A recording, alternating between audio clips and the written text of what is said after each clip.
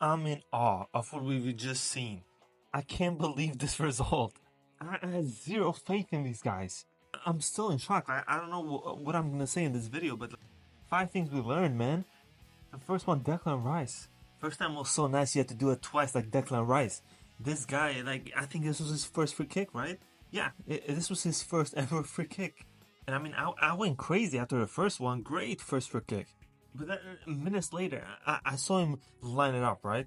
And I typed on Discord, Declan Rice, free kick again. Just like, just imagining, right? I didn't expect him to. When I saw the trajectory of that ball, the speed he shot it at, I just sat there. I was like, what? What? Against Real Madrid, his first free kick, his first 2 ever free kicks are scored against Real Madrid in the UCL knockouts. He's one of the only players to score 2 free kick goals in the Champions League in history. The only player to do it in the knockout rounds against Real Madrid. I mean, on this stat, he has surpassed the likes of Cristiano, Neymar, Ziyech, etc. All these guys, like, well, Declan Rice, I was not familiar with your game. Guys, I think it's time to crown him as the best young English midfielder in the world. I'm sorry, he has to be there. But moving on from a guy who scored 2 free kicks in 70 minutes to a guy who has not scored a direct free kick in over 500 professional football games. There is serious questions that need to be asked of Kylian Mbappe, because in the big games, the guy has ghosted. Since 2025, Mbappe has had enough time to adapt to Real Madrid and perform. There is no excuses anymore. It's nice and all to score goals against La Liga teams, etc. Sure, but in the big moments in the Champions League, you're not there for Real Madrid. That hat-trick against City, it's the worst City of all time, okay? How much do you really mention that?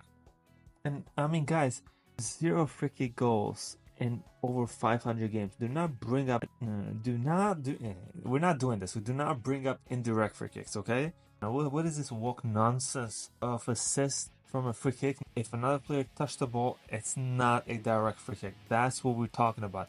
The ball needs to be completely stopped and the wall needs to be formed. They cannot move, etc. That's what a free kick is. That's what Declan Rice scored today. Is what a free kick is, not whatever kick he's trying to do. Number 3 on my list is Carlo. That we need to ask serious questions about Carlo, because this team is disgusting. I'm gonna be honest. The only thing that keeps this team up in the combos of winning trophies is their heritage. That's it. This team, without the heritage, there was no football opinion, logic that they were in contention to win anything this season. Playing 4 attackers, 2 of which do not press at all almost, with a guy that's pushing 40 in midfield. All that Arsenal needed this game was to put balls in the box for Real Madrid to cause them issues, and they were going to fumble. Now, they didn't really do that as much, but they still got away with something. With free kicks, they still got away with danger.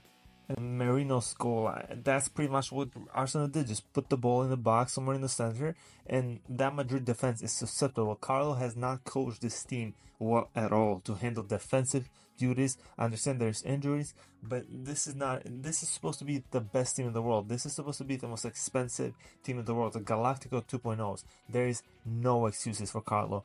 For a lot of Real Madrid fans, they've wanted him out for a while now, and I think it's time. Because if the results do not come this season, if they end up trophyless, there is no way Carlos stays one more season. And number 4 on my list, we need to talk about specific players besides Mbappe, because I talk about Mbappe a lot, but let's talk a bit about players that never get criticism that they deserve. Rodrigo is valued at 100 million on transfer market. 100 million. How many times does this guy show up every week? When is the last time Rodrigo had a good game? You know that Rodrigo has not cracked 20 goals this season? We're talking about a 100 million player. This guy, like, Vinny, he gets a lot of criticism, right? But at least you know that Vinny, he came back at times, right? Rodrigo, I see this guy goes 3-4 out of 5 games every month. Nothing, no media, nothing on him. We need to talk about Rodrigo, and we need to talk about another guy in midfield who has severely disappointed me. When he was 16, I had high hopes for him. He has not developed at all. I don't know if that's the coach's issue, but Camavinga, for me, has regressed as a player. I feel like he should have enough technicality to control the midfield, but he doesn't. Every time he touches the ball, it feels like he's gonna make a mistake, and he's made massive mistakes in his Real Madrid career. Sometimes they've won and they've been covered up, but when they lose, it's obviously easier to really point it out, right? Like right now, Camavinga for me, again defensively, like he's overrated. I think he's a good tackler, but he gets that Real Madrid favoritism where he gets those 50-50 tackles at another team that might be a penalty, a red card. With Real Madrid, he gets the benefit of the doubt to do that. Massive disappointment with him. I think he still has potential to be very good, but I don't know. With Carlo, I just don't see it in the roles he's playing right now. Raul, another player which I think super overrated. I don't know if he was playing today or not. Like I hear about this guy like he's the next coming of Maldini. Guys, this guy's ending in a mid-table club in 1 or 2 years. I promise you. This guy's average. Not gonna delve too much into that. But number 5, and last but not least, is the tie over? Absolutely not. I do not buy it. I'm happy today, but I'm not celebrating until the tie is over. Until the referee blows that whistle at the Bernabeu, I am not celebrating. No Arsenal fans should be celebrating early because this is Real Madrid in the Champions League. I've seen them do crazy stuff that defies logic. All the stuff I said about them not being good, Carlo being tactically inept, etc., they're all true. If this was another team playing like the way they've been playing, I would say, yeah, tie is over 100%. Real Madrid are a weird team. They can perform like that again at the Bernabeu and score 4 or 5. That's how that works. It's weird. Like it doesn't make logical sense. Do not use logic to predict Real Madrid games, please.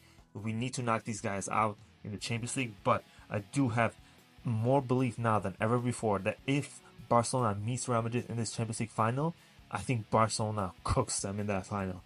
Never before have I felt so sure that we will beat Real Madrid than this season.